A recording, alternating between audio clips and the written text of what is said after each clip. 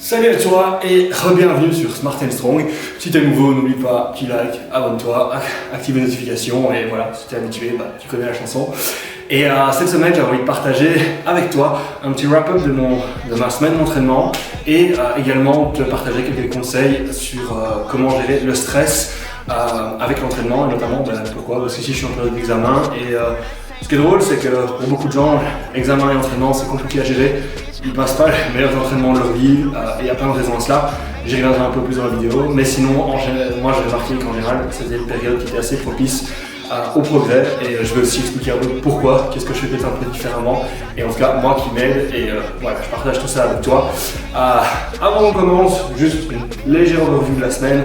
Je m'attendais vraiment pas à avoir une semaine terrible compte tenu de la fatigue que j'ai pu accumuler vis-à-vis la fin de la semaine dernière où j'ai fait 10 singles à 240 en deadlift et la série de pause squat en 5 tuplés à 220. Je m'attendais à ce que ce soit un petit peu difficile et que je récupère pas super, mais ça s'est super bien passé. Le lundi, un peu de fatigue et au fur et à mesure de la séance, je me suis senti de mieux en mieux.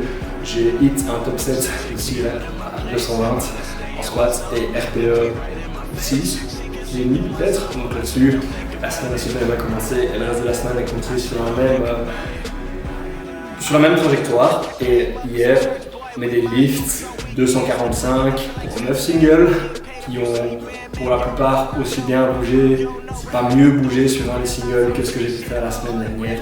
Et ça c'est hyper encourageant. Par contre ici il y a toujours un peu plus de fatigue, mais un petit peu moins de sommeil aussi. Et donc voilà, comme ça je vais parler un petit peu des conseils, donc ça c'était l'overview, tu verras le training footage par-dessus ma tête. Et pourquoi je trouve que c'est important de parler un peu de mon expérience, de quelle est ma façon de gérer l'entraînement durant les examens. Déjà il faut savoir plusieurs choses, c'est que j'ai toujours géré le stress, surtout le stress psychologique, avec l'entraînement. C'est-à-dire qu'en gros, on a des stratégies d'adaptation, des stratégies, des coping strategies, des stratégies qui vont nous permettre de gérer en fait, le stress, de l'évacuer. Et moi je me suis à l'entraînement comme ça. D'ailleurs je suis en période d'examen.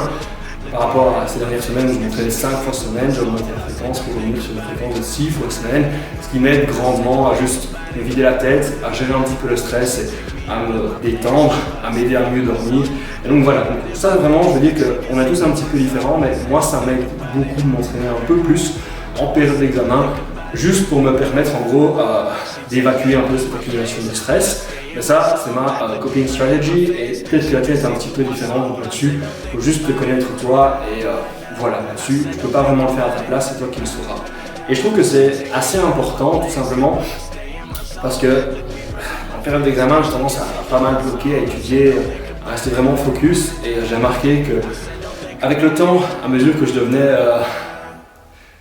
je me sentais compétent dans mes études, j'ai commencé à être plus compétitif, j'ai commencé à vouloir travailler plus et plus à me contenter par exemple de taper un 12 ou un 13 ou un 14 et à chaque fois que je vise un examen, j'essaie de faire un maximum de points.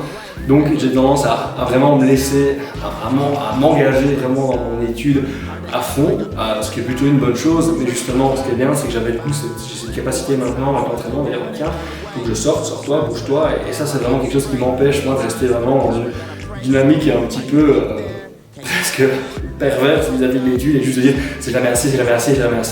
Et donc c'est vraiment quelque chose qui ça m'aide à relativiser, ça m'aide à parfois quand je fais face à un problème plutôt que de rester bloqué dessus, ça me permet de prendre du recul, de juste tiens je réfléchis à autre chose. L'entraînement c'est ce qui me permet d'avoir d'autres idées aussi. Tiens ici, ce truc-là j'ai pas bien compris, peut-être que si je l'abordais, ouais j'ai compris en fait. Et donc juste de sortir un peu de mes bouquins, ça m'aide pas mal.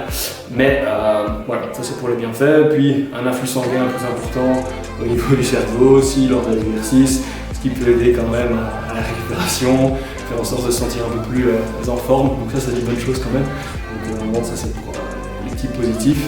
Et voilà, sinon qu'est-ce que tu peux faire si toi tu es vraiment stressé durant ta période d'examen et qu'en gros tu sens ta capacité d'entraînement elle est un peu abaissée. Déjà, sache que c'est normal, le stress psychologique va avoir un impact sur tes capacités de récupération. Il y a plusieurs études qui ont été faites sur le sujet et ils ont remarqué qu'en gros, je te linkerai les leçons là quelque part, elles apparaîtront, c'est qu'en gros, lorsque tu fais face à un stress psychologique plus important, tu as des effets, des événements négatifs dans ta vie, et ben en général ta capacité de récupération après après un effort intense est amoindri.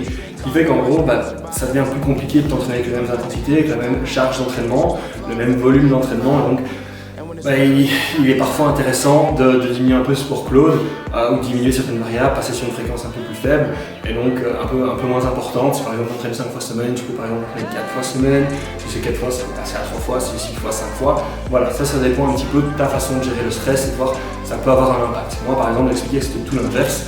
Le fait d'avoir un stress physique me soulage de ce stress psychologique. Donc là-dessus, voilà, dans ton cas, si ça arrive, c'est tout à fait normal, il ne faut pas hésiter à en parler à ton coach et dire voilà, j'ai l'impression d'un petit peu moins récupéré. Voilà, ça c'est vraiment une première chose, c'est que tu vas avoir une augmentation du stress psychologique. Alors il est aussi possible, comme beaucoup d'étudiants, surtout au niveau académique, c'est que on remarque par exemple qu'il y a un taux de blessure plus important chez l'athlète universitaire dans de nombreux sports, notamment aux États-Unis. Pourquoi? Et surtout en période d'examen. Pourquoi? Tout simplement parce qu'en gros, quand tu as tendance à étudier, tu as tendance à moins dormir. Et donc, ce qui veut dire, si tu dors moins, récupération qui est aussi un peu plus à la traîne, et plus d'accumulation de fatigue. La fatigue est liée notamment, est associée avec un taux de blessure aussi plus important, et ça te permet aussi moins de gérer ton stress. Donc, en gros, c'est un peu compliqué. Et du coup, c'est deux choses qui sont assez liées, mais il faut parfois un petit peu les dissocier. Et donc, moins de repos, qui peut augmenter le risque de blessure. Du coup, et aussi impacter négativement ta performance avant toute chose. Tu risques plus d'avoir une performance impactée que de te blesser, mais voilà. Et là-dessus, c'est hyper important de se dire qu'en gros, même si tu as envie d'étudier jusqu'à fond, et parfois on aurait presque envie de sacrifier quelques heures de sommeil pour étudier, ou même aller s'entraîner, parfois il vaut mieux juste dormir un petit peu plus. Pourquoi? Parce que c'est durant la nuit, c'est à ce moment-là que tu mémorises, c'est quand tu dors, c'est quand ton cerveau est un petit peu au repos, même si ton cerveau n'est pas du tout au repos quand tu dors, mais il a une autre activité neuroélectrique. Et donc en gros, c'est juste de te dire, en gros, le sommeil est hyper important, ça sert à rien de veiller hyper tard. Et surtout si tu t'entraînes, ça va être d'autant plus important parce que c'est aussi durant le sommeil que tu récupères physiquement. Et c'est à ce moment-là qu'en gros, tu vas aussi construire un peu de muscle, donc c'est hyper important. Donc si on réduit un petit peu la fréquence, il faut aussi gérer la fatigue. La première chose pour gérer la fatigue, c'est soit de dormir plus, tu vas en avoir besoin. Malheureusement, c'est pas toujours possible. Et à ce moment-là, ce que tu peux faire, c'est organiser plusieurs moments dans la journée, une petite sieste de 20 minutes. Ça peut vraiment faire la différence, même en pré-entraînement. Tu pourrais par exemple dire si tu prends la caféine après workout ou quoi que ce soit, tiens, tu l'avales, tu fais une petite sieste de 20 minutes et en te réveillant, ça sera efficace et donc tu pourrais t'entraîner. C'est des stratégies qui sont utilisées notamment pour les athlètes qui sont privés de sommeil, faire une sieste avant l'entraînement, même 20 minutes, ça fait une grosse différence. Donc là-dessus, il ne faut absolument jamais hésiter. Et voilà. Donc ça, c'est vraiment au niveau stress, au niveau sommeil. Ce que tu peux faire, c'est aussi augmenter peut-être un petit peu ton apport calorique. Si tu dors moins, et il y aura peut-être une consommation de plus d'énergie. Le cerveau il fonctionne avec quoi? Il fonctionne avec du glucose. Il ne faut pas hésiter à avoir de temps en temps un petit snack un peu plus sucré, ce qui peut t'aider. Moi je les prends surtout avant l'entraînement en période d'examen. Ça peut être quoi? Ça peut être juste un jus de fruits, ça peut être des fruits, mais des fruits secs. Par exemple des cranberries, des raisins secs ou ce genre de choses, un petit goût sucré, et franchement ça peut satisfaire un peu ta sweet tooth. Et du coup c'est vraiment hyper intéressant. Et moi c'est un truc que j'utilise souvent quand je suis un peu dans le brouillard. Le cerveau, juste un petit peu de glucose et le cerveau il repart parce qu'il fonctionne avec ça, c'est son carburant premier, donc ça c'est vraiment quelque chose que je trouve assez intéressant. Puis ensuite c'est juste de peut-être, si tu n'as pas l'occasion, tu fais déjà tout ça, c'est peut-être de réajuster un peu tes objectifs durant ta période d'entraînement. Mais ça, encore une fois, c'est à parler avec ton coach et te dire, c'est encore une discussion que tu peux avoir avec ton coach et je veux dire, qu'est-ce qui est le plus important, tes examens ou ton entraînement. Très souvent, ce sont les examens, parce que tu verras que c'est très rare que l'entraînement te mette dans une position où tu vas gagner de l'argent et pour en subvenir. Du coup, c'est mieux de te concentrer sur tes examens, mais du coup, de prendre un petit peu de recul sur l'entraînement, et là-dessus, il ne faut jamais hésiter.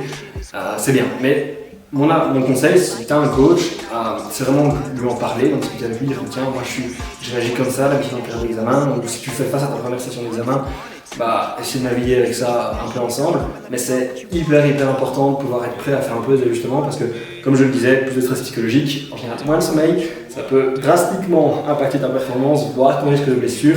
Et donc là-dessus, si tu as l'occasion, essaye de prévoir ça un petit peu à l'avance, d'ajuster si tu te connais, et si pas, tu peux ajuster à la volée quand tu vois que tu ne progresses plus, mais voilà. Ça c'était les petits tips. Si à un moment tu as envie que j'aborde ça un peu plus en détail, n'hésite pas. Si je vais te linker quelques papers qui sont assez intéressants, que j'ai lu à un certain moment, qui étaient vraiment assez sympas à ce niveau-là. Et voilà. En attendant, prends soin de toi. J'espère que tu pourras faire ces petits ajustements. Si tu as besoin, si tu veux en discuter, si tu as des questions, n'hésite pas à les poser en commentaire. Je serai ravi d'y répondre. Et en attendant, on se retrouve bientôt sur Smart Ensemble pour de nouvelles aventures. En attendant, stay smart. So I'm bout it, if you bout it, yeah.